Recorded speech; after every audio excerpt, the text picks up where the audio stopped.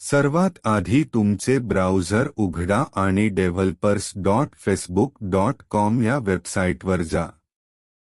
डॅशबोर्डवर माय ॲप्सवर click करा आणि नंतर क्रिएट ॲप निवडा. तुमच्या ॲपला एक नाव द्या, उदाहरणार्थ माय ऑटोमेशन ॲप. हे आपोआप तुमच्या जीमेल आयडीशी जोडले जाईल. नेक्स्टवर क्लिक करा.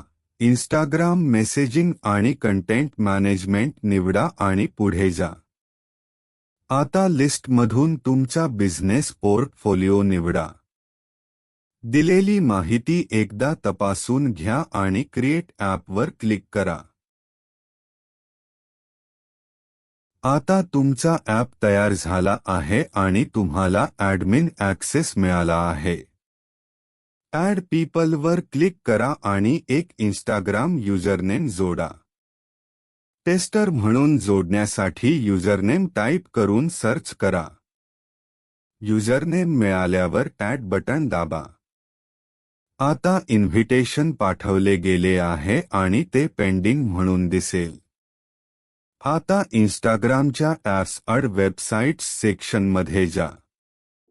तिथे मिळालेले इन्व्हिटेशन उघडा आणि ॲक्सेप्टवर क्लिक करा.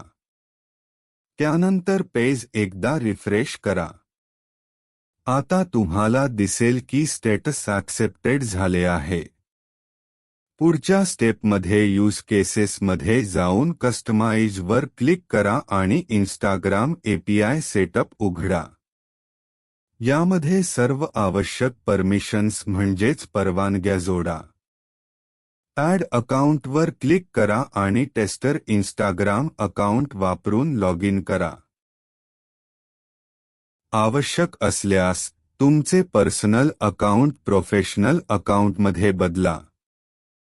नेक्स्ट दाबा आणि तुमच्या कामाच्या स्वरूपाप्रमाणे एक कॅटेगरी निवडा. पूर्ण करण्यासाठी डनवर क्लिक करा. सर्व परमिशन्स इनेबल करा आणि अलाउवर क्लिक करा.